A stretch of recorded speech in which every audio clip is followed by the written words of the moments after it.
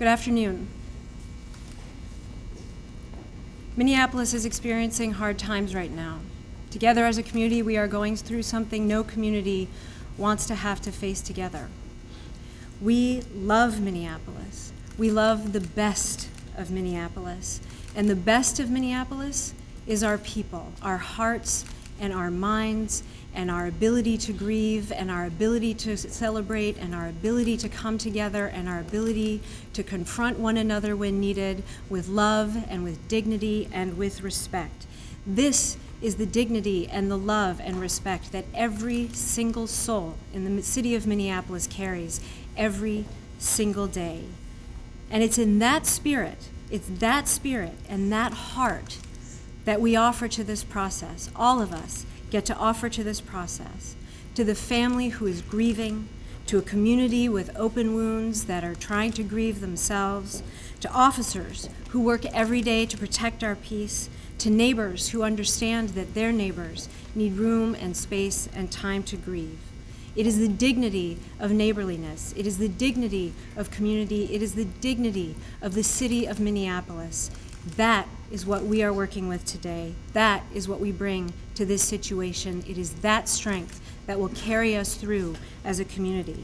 One Minneapolis isn't about always holding hands. It isn't always about singing the same song together, but it is about coming together in common cause for a stronger community. That goal is and should be the goal of everybody in the city of Minneapolis and everybody who supports our community. That's what I bring to the table. My vision is that we catalyze this moment for strength, for peace, for reconciliation, that we strengthen our bonds as a community, especially the places where they have frayed or they have not been properly made, that we strengthen the bonds of our community with our police and with one another, both short-term and long-term. That is the vision that I'm bringing to the table. That is what we can bring together as an entire community. The principles under which I'm operating these days are first honoring the vast majority of those in the crowd who simply want a place to grieve, to advocate, to express their anger, and to demand justice and to demand dignity. I also bring to the table the principle of ensuring the safety and integrity of the precinct building and the public space. The principle of protecting our officers from the actions of any individuals who are present for the purposes of inciting violence, escalating conflict with the police, or putting at risk the safety of those present to express their own opinions. The principles of taking all necessary and appropriate steps to keep things calm. The principle of expecting the highest level of professionalism and restraint from my officers. The city does have a way to report conduct issues. I would urge people to do so if you have them. You can call the Office of Police Conduct Review at 612-673-5500 or Internal Affairs 612-673-3074. We cannot allow violent conduct to present a danger to anyone, neighbors, community members, protesters, police officers, anyone. I also know there are many people who will not be satisfied unless I demand the release of the video by independent investigation. I will reiterate that I am committed to meeting the request for an independent investigation, and that doing so requires that I not give any appearance of attempting to influence the process or the outcome of that investigation. Looking forward, I am committed to continuing to do the work that I said I would do when I was elected mayor, advocating for and working with the community to implement structural change to bring about racial equity in our city. I'm also wholeheartedly committed to the work of the National Initiative for Building Community Trust and Justice. We do need to do better. The MPD has offered and is working to establish hourly availability to organizers at the 4th Precinct to exchange information. I have met with Black Lives Matter more than once, twice, and one time yesterday where the meeting ended shortly after 11 o'clock in the morning. The action at the vestibule did not occur until 2 hours later, around 1:30. In no way did I intend those two things to be related, and they were not related. I need to be clear on that score. Also, I was with my chief all last evening. I am in constant communication with the chief. I am in communication with the governor, regularly with the governor and with our federal delegation. And I am speaking regularly and meeting with the community, including activists, members of the clergy, and members of the Clark family. I finally want to say that resources for people who are grieving, for people who do need a place to go, for people who do need some help grappling with what they're facing, whether it be family members, witnesses, or members of the community, resources are available from North Point Health and Wellness, 612-543-2500. We are a city with many voices. We are a city with many communities. We are a city with many concerns. It's important that everyone's voice be heard, and that is the principle under which I operate. It is my job to hear all of those voices, and I have been doing that today, yesterday, and always. We are also one city and one Minneapolis. We are a city that must come together and must heal together. We have many things to get right in the city of Minneapolis. There are things that are wrong that we get to set right. But the things that are already right about us are the things that we have at our disposal to make sure we can correct everything that we need to for our city, for our future health and prosperity for everyone. I am committed to the work of making sure that disparities in our criminal justice system, education, employment, health, and housing, that we together as a community address all of those so that everybody has the opportunity to succeed, to prosper, to share in our growth, and to contribute to our prosperity. That is what One Minneapolis is about, and I call upon people to look toward that goal, to look toward that prize today.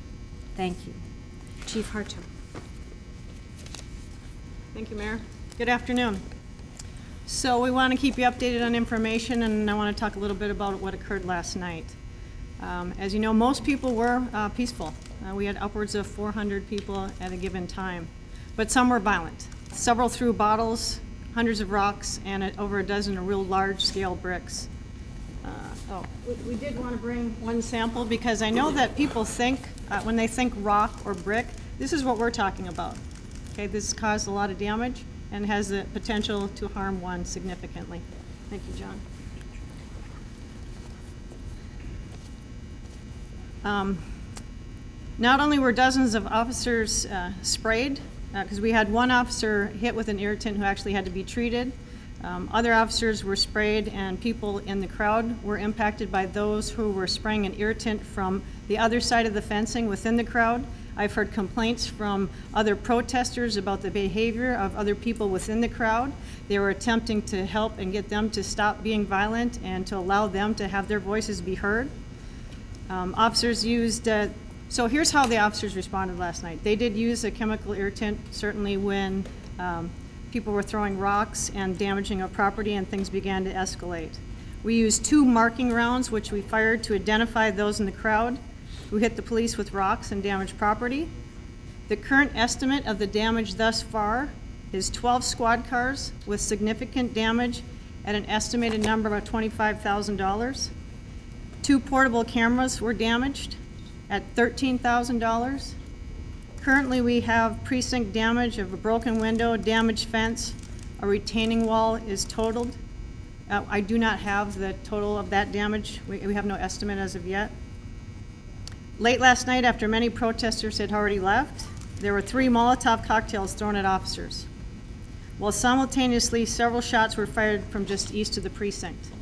We sent officers out in the area, and they began actively searching for the shooters and those who had threw those Molotov cocktails. We were unsuccessful at locating the suspects last evening, but we are continuing to look at video. We believe we were dealing with anarchists based on the flag that we saw. We believe people from outside of our community are coming in to perpetrate violence. And as you know, we have a history of helping to facilitate peaceful demonstrations. We've done it over the past several months and the past several years. We've done that specifically with Black Lives Matters and other organizations. We support the First Amendment right. We support peaceful demonstrations. But we will not tolerate violent actions by anyone that will put our public at risk in the city of Minneapolis. And I also will not tolerate any violent actions against my officers and will hold those responsible in doing so. They'll be held accountable. The number one priority continues to be public safety for everyone involved. Thank you.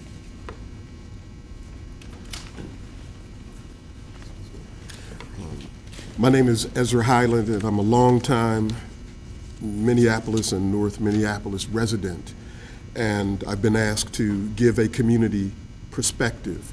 I'd like to first start by reading from Black Lives Matter's guiding principles. It says, "We are committed to collectively, lovingly, and courageously working vigorously for freedom and justice for Black people, and by extension, all people. As we forge our path, we intentionally build and nurture a beloved community that is bonded together through a beautiful struggle that is restorative, not depleting." When I read those words, I am reminded of the words and the spirits of Martin Luther King and those who served in the civil rights movement. And I stand in solidarity with any movement that is committed to beloved community and restoration. But also from their website, they quote Fannie Lou Hamer, who said that it's dangerous to tell the truth, and that if she's killed, she'll simply fall 5 feet 4 inches nearer to that beloved community that Dr. King wanted to create. So in telling the truth, since Sunday I've been out almost every day, and I have witnessed people throwing rocks at the police. I witnessed last night people throwing rocks and the police shooting tear gas. I've witnessed people arguing with the family of Jamar Clark about who is his true family and who has the right to speak for him. I've witnessed people threatening to shoot police officers, threatening community members with violence. Those things are not in the spirit of Dr. King. Those things are not in the spirit and methodology to create a beloved community. I've talked to children who are afraid because they don't know what's going on in their community. And so I, as a Black male, am of course concerned if Black males are being killed. And I'm concerned whether the person who does the killing wears blue or shares the same Black skin that I share. I don't make a difference. Murder is murder. Dr. King said that injustice anywhere is injustice everywhere. And so murder is murder, and we need to deal with murder.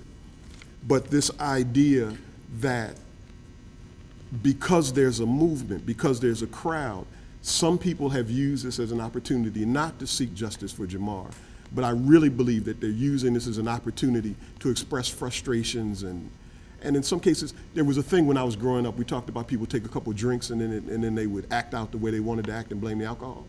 I think that there are many people who are using this crowd situation as an opportunity to express their desire for violence and destruction that would not happen in a peaceful, normal conversation.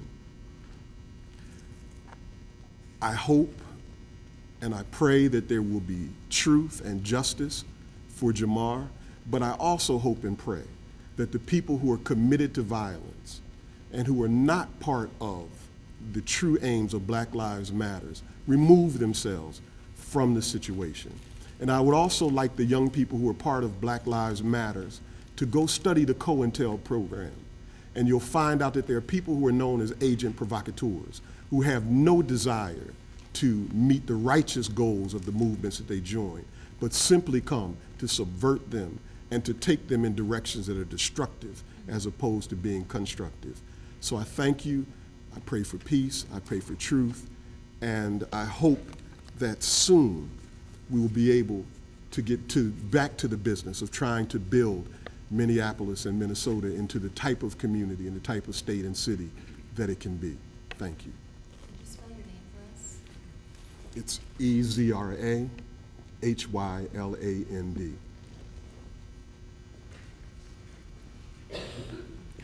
Well, good afternoon. My name is Ronald Edwards. I've been a longtime activist, and I've been a resident of North Minneapolis since 1945. And I have been involved in many of the issues of the day, if you will, going back to 1959. First of all, I'd like to thank the mayor and the chief for the invitation to come here. Politically, sometimes the appearance of some people creates unnecessary problems. I join my colleagues in indicating that these are extremely difficult and dangerous times. And so in that particular perspective, it is important to have plans that work. One of the failures, unfortunately, of Ferguson, definitely Baltimore, even to some degree Cleveland, was that there was not the appropriate consideration and plan to engage the community.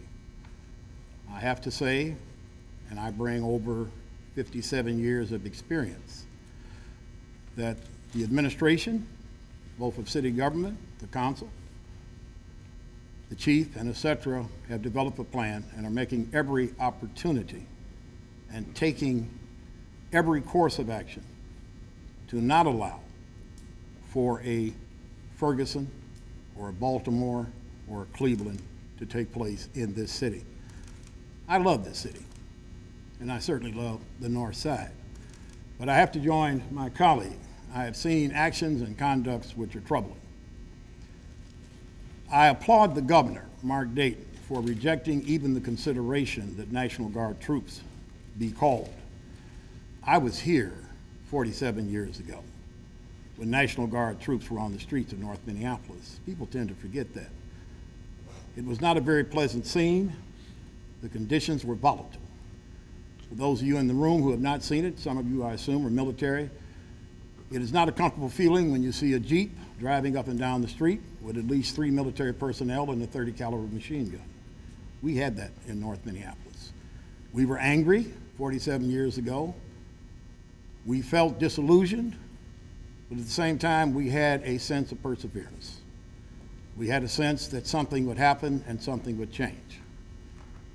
Things don't go the way we always wanted because we do not live in a perfect society and we are not perfect individuals. But I am concerned about the emergence of outside agitators and particularly the events that happened late last night when individuals in military-style attacks jeopardized the safety and the continuity of an entire community and an entire city. The anarchists have an agenda that is altogether different than that is present in the community of North Minneapolis. And I hope that you of the Fourth Estate are fair in conveying that to the broader masses. Someone earlier said in conclusion that there are many who do not know and do not understand what is happening. But we are on the abyss. And I think we need to have an appreciation that city government and the chief have put together a plan. And I've been a number of meetings and et cetera, but I was there yesterday afternoon at approximately 1:30, the confrontation and et cetera. I joined my colleague in closing. I was disturbed by the threats of violence and death, not only to police officers, by extension, to a community. It is not appropriate, and I'm hoping that upon the arrival, as we are now being told, of the president of the National NAACP, that he comes to bring us a vision and a plan that will help us all implement the plan that is currently in place. May God continue to bless our community because it is important enough to be blessed and all lives matter.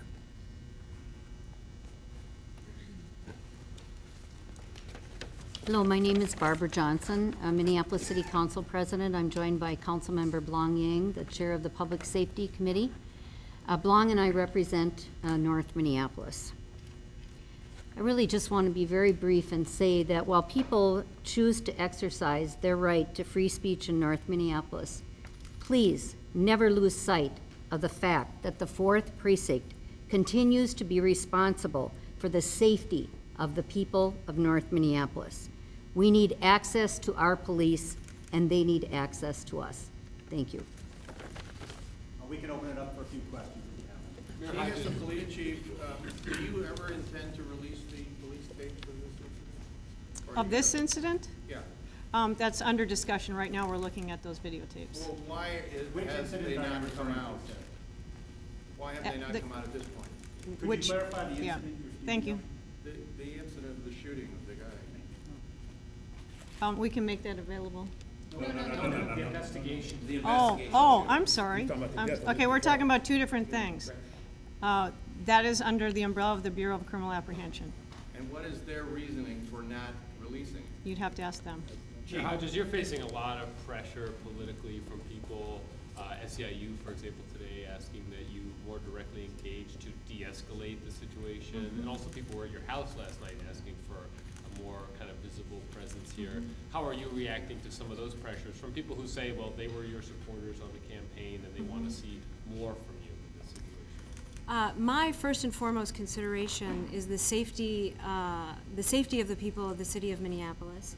And the first and foremost consideration is making sure that people can also express their constitutional rights peaceably. So to that end, I have been working every day to make sure that we have the best situation possible and the best outcome possible for the city, for the residents, for the people who visit here. I will say, there were folks that came to my house last night. It doesn't thrill me. My husband is a very gracious man. But I was happy to meet with many of those folks this morning in my office as well. Chief, Nikema, during her news conference this morning, Yes. made several allegations. One that two of police officers beat two women in an alley nearby the precinct, and that another officer actually pointed a gun at Keith Ellison's son. Has anybody come to complain? Have you heard of this? I have received no complaints of any such incident. Have you heard of it otherwise, Heard of what? those allegations? No. Mayor Hodges, Outside of what was said in the press conference, as you mentioned. These anarchists, is that a group known as Black Bloc agitators? I have heard that name, but those are things we're looking at. I'm not in a position to identify a group at this time. Mayor Hodges, do you think it's appropriate that council members were a part of the demonstration last night, outside the precinct? I can. You can both take it. Okay, all right. I do want to say something. I think it's important to remember that the City of Minneapolis's charter vests the mayor with the accountability for the police department. It's not helpful when council members criticize the tactical decisions that are made by our chief of police.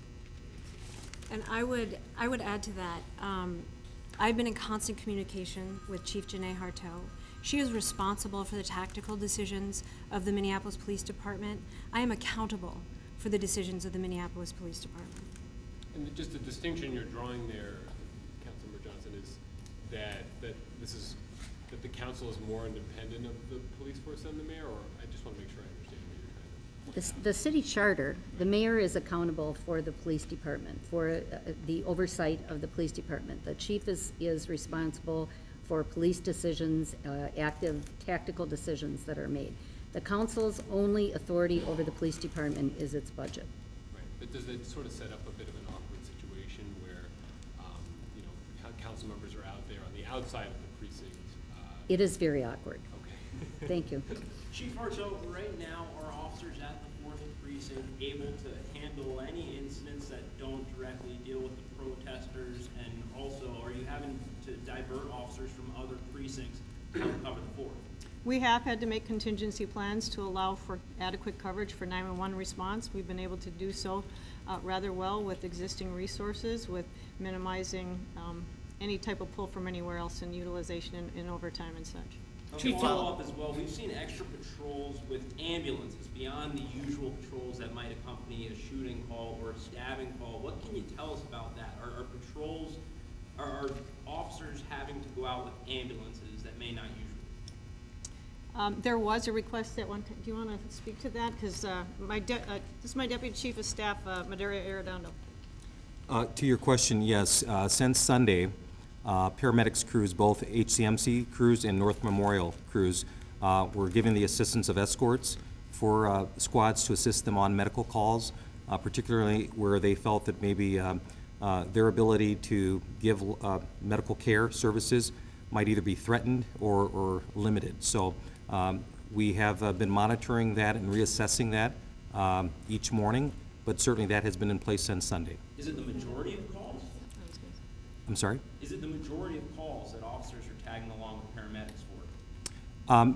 I can tell you that approximately yesterday, I think there was maybe about 10 medical calls. So, but we were having our officers, yes, respond with them on those calls since Sunday. Does that make it difficult to get police everywhere they need to go? Well, we were certainly making sure, as the chief mentioned, we were certainly making sure we were taking care of our normal 911 operations so that did not impact us since Sunday. That has not impacted us. Two clarifications. One, HCMC did request that we provide that assistance, and two, I have no indication that there has been any call or something that wasn't handled because of that. So I've had no complaints, yes. Many people don't understand the kinds of weapons, the kinds of, Yes. what people are seeing. Could you identify, help explain first what the chemical irritants are? Some of these weapons look like something else. Can you explain these markers and what they do? Right, correct. One is a .40 caliber marking round, and what it basically is compressed chalk. And I think we probably have one nearby, so we can be able to give you a visual when this is over. And it basically has the feel of a paintball gun. But it looks like a rifle. It looks like a very dangerous weapon. But the reality of it is, it's a non-lethal marking round that allows us to mark an individual, because when you're often in tense situations with large numbers of people, it's our way to mark them so we can make arrests at a later date or a later time. Were there any arrests, I didn't hear in your beginning comments, were there any, numbers-wise, any arrests last night? Not last night, No arrests at all? no. I had a second question, sorry, the mayor. Mayor, could you just talk about your meeting with the activists this morning and tell us what they wanted, what was achieved? Were you able to, what were the conversations that you had with the activists this morning? A group of activists, I think some of whom were at my home last night, came to City Hall this morning. I went to the door and invited them in. There were a number of folks who were there, and they wanted to have a conversation about what they wanted to see next. Many of the things that they were asking about were big picture and long-term things about police and community relationships. Some of them were specific to what they wanted to see at the 4th Precinct right away. I was happy to have that conversation. It was live streamed, so I'm sure that that's available for anybody to see in its entirety. That's my understanding, that it was live streamed. And I thought that it was a good conversation. I very much appreciated that they came directly to me. I very much appreciated the respectful tone that they, the respect that they showed me in general. I appreciated very much. And, I think that there are some places we're going to be able to work together long term. Mayor, are you concerned about some of the comments from the police union president, perhaps throwing gas on a fire right now? The independence of the federal investigation, the independence of the investigation is crucial. And so making sure that there's not even a shadow of a doubt on that independent investigation is important. And so I do have concerns about, information or speculation being put out into the public, of course, Mayor, of you course. specifically said today that there's weak leadership on this issue from City Hall, Oh, I see. and that we're not cracking down on protesters, the police department, because they voted for you, Mayor. So how do you respond to that? What do you say? Every moment of every day, I am doing what is needed to protect the safety and security of the city of Minneapolis, while at the same time making sure that people who want to peaceably assemble, who want to protest, who want to come together as a community to grieve, to ask questions, to celebrate life, whatever it is that folks want to do, it's also the responsibility to do that. To follow up on that with the chief, is there a time in the near future where the department and the mayor might decide we're moving everybody out, or are you gonna let them stay as long as they want to stay? I think those are conversations we need to have. I want to make a point of clarification on everybody on the number of arrests or if actions are being taken. If we have enough information to make an arrest, we will. We are actively looking at videotapes, interviewing officers, interviewing any witnesses we have, and we'll make an arrest as soon as we can when it comes to damage to squads, damage to property, rocks thrown, damage to those cameras, Molotov cocktails, and gunshots. So we don't have enough evidence right now. We do have one gentleman out there that was hit with the marked round last night. I saw him on the live feed. He identified himself as being struck, as running away from the scene, but I don't know who he is. So whoever out there does, I'd like to know who he is. But we are aggressively looking at that. We've heard a lot from protesters on this issue, but how are your officers specifically holding up, and how has this been affecting them? Well, I am incredibly proud of the officers and their actions. I have not seen anything that would demonstrate to me that they haven't responded appropriately and with maximum restraint. But they're tired. I think emotions are charged on both sides, but at the end of the day, they're professional, they love the city, and they want to make sure everyone's safe. We have time for one more question. If there's- Councilmember Johnson, is it creating some tensions on the council to have some council members out there and the rest of you, some of the rest of you standing here? Well, certainly, Councilmember Yang and I are here because he's the chair of the Public Safety Committee, and he and I represent North Minneapolis.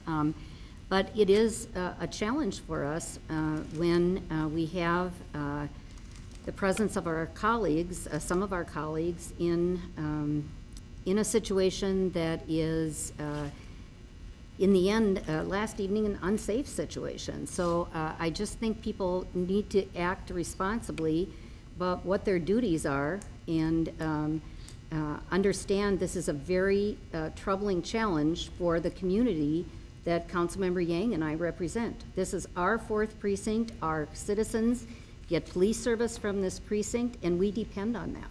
Councilman Yang, you haven't said anything. A lot of people are wondering why you aren't out there. This is happening in your backyard. Can you speak to that? Can you tell us why, what you think about the situation? Sure. People are asking why I've been silent, and I can tell you I haven't been silent, but to find these magic words to make everything go away or make everything better, I don't know if there are magic words for that. And for myself, when I look at this situation, we have given what we can in terms of waiting on the officers' names. They were released. The videos, we can't release the videos. It's with the BCA. A couple of the other demands, we just can't do. And on the things that we can do, in terms of the federal investigation, it's there. It's going to take some time. And I would just say, our processes are our processes, to have faith and to have patience. And at the end of the day, the investigations are going to take some time. And so, we can wait for the facts, but I just don't want to jump into any conclusions about what has happened, what hasn't happened. We have to wait for this investigation to be fully completed before we make any conclusions as to what should happen next. Thank you very much for coming. We appreciate it. If you're looking for some examples of that 40 millimeter marking.